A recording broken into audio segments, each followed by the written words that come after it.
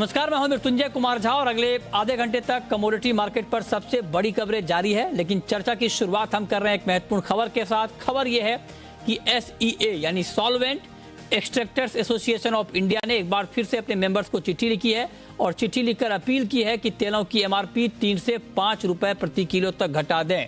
इस पर बातचीत करने के लिए CKED बीवी मेहता इस वक्त हमारे साथ जुड़ रहे हैं। सर, बहुत बहुत स्वागत है आपका।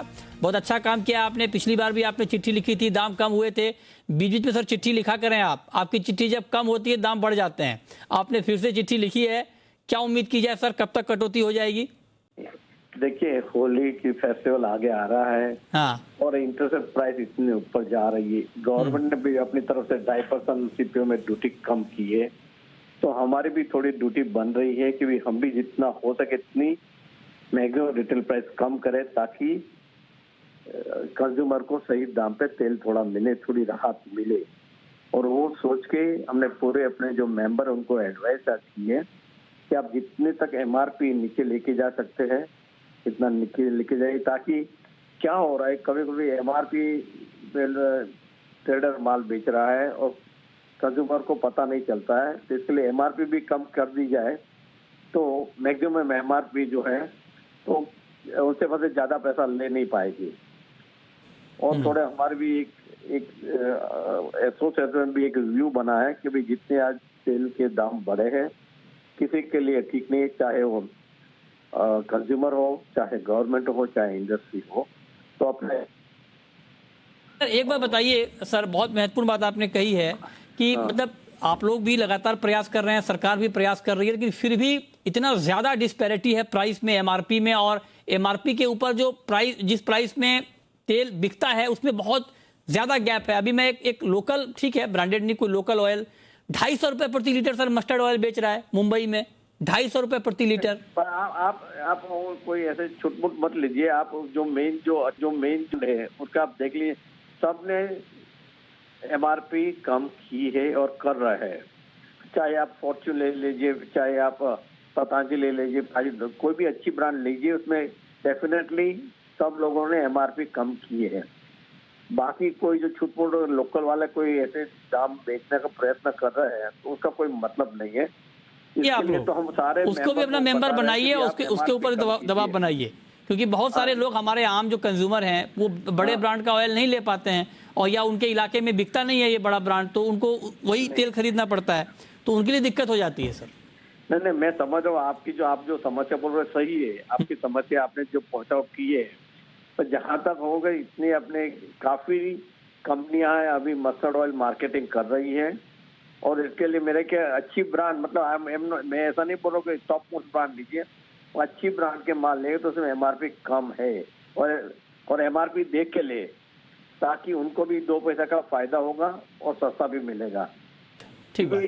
जो अभी जो बात ऐसी बन रही है कि आज इंडोनेशिया ने पाम ऑयल के लिए रिस्ट्रिक्शन डाल दिया है, राल लेने की वजह से वहां भी सोयाबीन का क्रॉप नीचे है।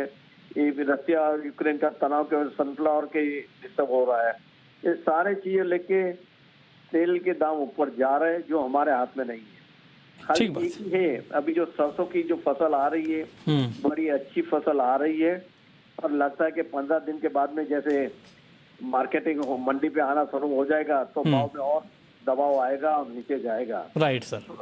तो इसके लिए एक हमारे प्रेसिडेंट साहब ने सारे मेंबर को अपील की और मेंबर को भी अच्छा रिस्पॉन्स सामने आ रहा है। चलिए सर, अच्छी बात है ये, कर सकते हैं। हाँ जी, बहुत शुक्रिया सर आपका जुड़ने के लिए और इस खबर पर डिटेल में बात करने के लिए। चलिए आगे बढ़ते हैं, अब बात करते हैं आज के मार्केट की। हमारे साथ बीरेन वकील हैं इस पर बातचीत करने के लिए। नवीन माथुर हैं आनंद राठी के और अनुज गुप्ता हैं IIFL सिक्योरिटीज के। आप तीनों का बहुत स्वागत है। नवीन जी, बहुत लंबे समय के बाद आपसे बात हो रही है सर, आपके पास वक्त कम होता है, आप जुड़ नहीं पाते हैं, लेकिन बताइए कि जिस तरह से यूक्रेन और रूस का तनाव सामने आ रहा है उस पर मार्केट का जो रिएक्शन है, तो शुरुआत कच्चे तेल से ही करना चाहेंगे। क्रूड का क्या मूड होगा सर आगे अभी इस तनाव के बीच? धन्यवाद मृत्युंजय, पर सबसे पहले long time on the show, so thank you very much for this. Busy तो रहता हूँ थोड़ा सा ज्यादा मृत्युंजय, पर लेकिन आ सकता हूँ आपके शो पे। नहीं बिल्कुल सही, जब भी आप बुलाएंगे तो।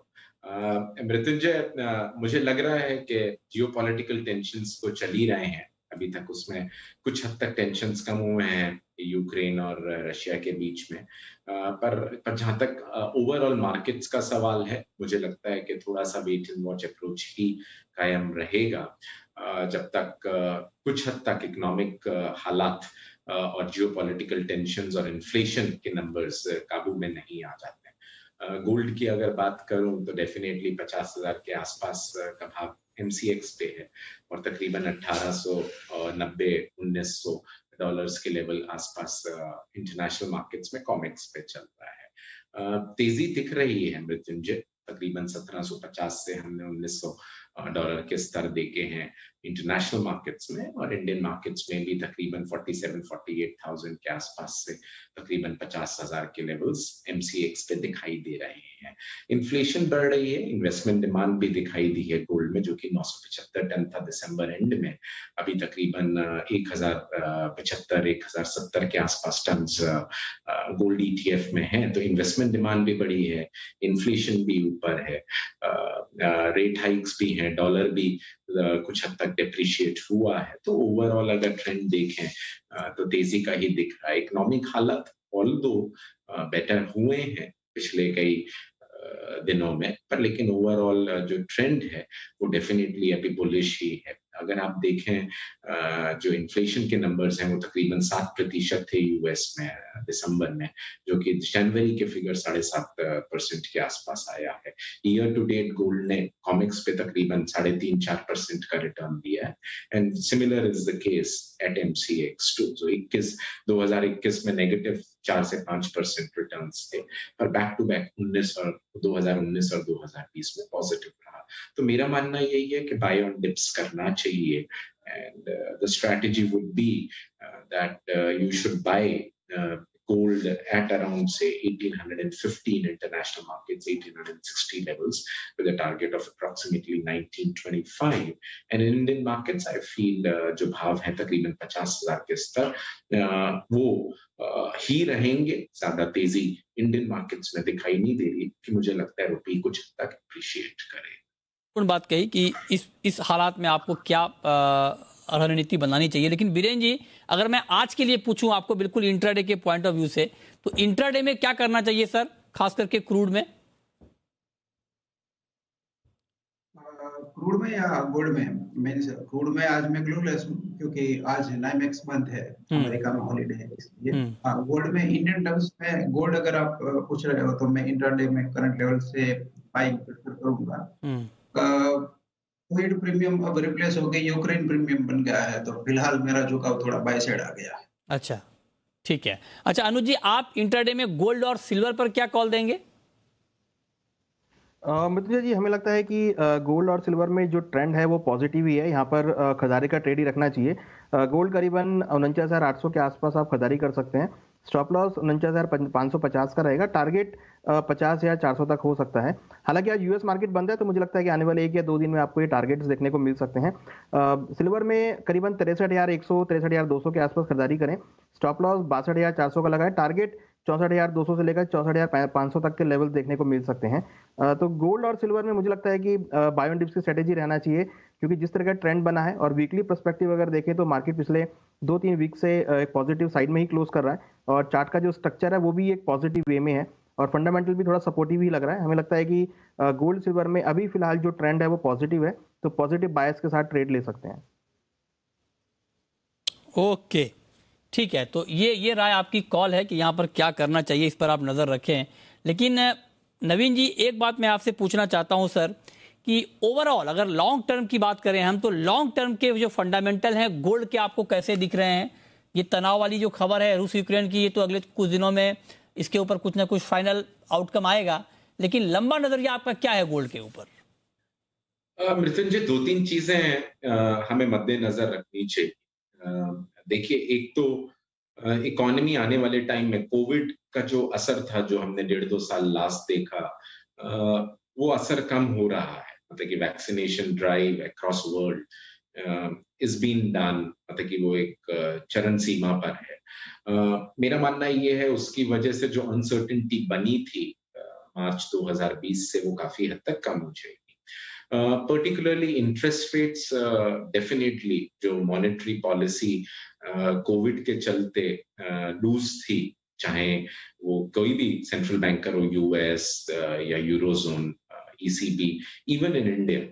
So the monetary policy का stance, loose monetary policy का stance था, वो definitely normal होगा। नॉर्मल का मतलब ये है कि इंटरेस्ट रेट्स बढ़ेंगे, और हम जानते हैं कि बैंक ऑफ इंग्लैंड ने पहले ही बढ़ाए हैं पिछले महीने, और कुछ हद तक अंदाजा है कि इस महीने जो मार्च में मीटिंग होगी फेडरल रिजर्व की, यूएस फेडरल रिजर्व की, उसमें इंटरेस्ट रेट्स जो फेडरल फंड रेट है वो बढ़ेगा ही। तो इंटरेस्ट रेट्स नॉर्मल होंगे तो डेफिनेटली वो करेंसी को एप्रिशिएट कराएगा, और करेंसी एप्रिसिएशन की वजह से dollar denominated commodity definitely negative हो जाते हैं। अभी जो हमने रफ्तार देखी है क्रूड की, सॉरी गोल्ड की पिछले कुछ दिनों में, वो पर्टिकुलरली जियोपॉलिटिकल टेंशंस हैं या इन्फ्लेशनरी कंसर्न्स जो बने हुए हैं, उसकी वजह से है। अगर क्रूड के भाव भी $96 के स्तर टच कर आज $89-90 के आसपास है, तो उस वजह से भी कुछ हद तक जो सेंटिमेंट्स हैं वो इन्फ्लेशनरी एक्सपेक्टेशंस जो हैं वो कम होंगे।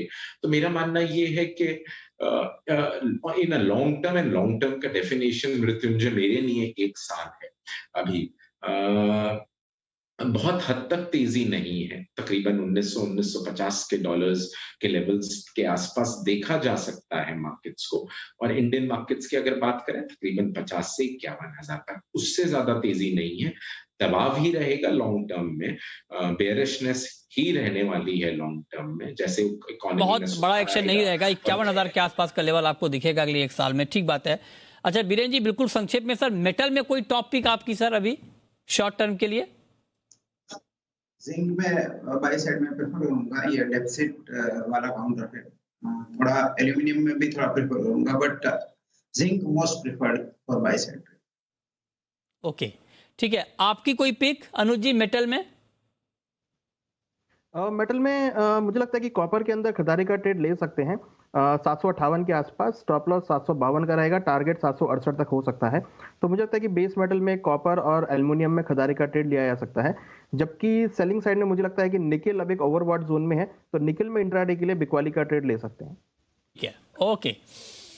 तो ये बात हो गई कमोडिटी मार्केट की। बहुत शुक्रिया अनुज जी आपका, बीरेन जी आपका, नवीन जी आपका जुड़ने के लिए, डिटेल में बुलियन क्रूड के मार्केट पर बात करने के लिए।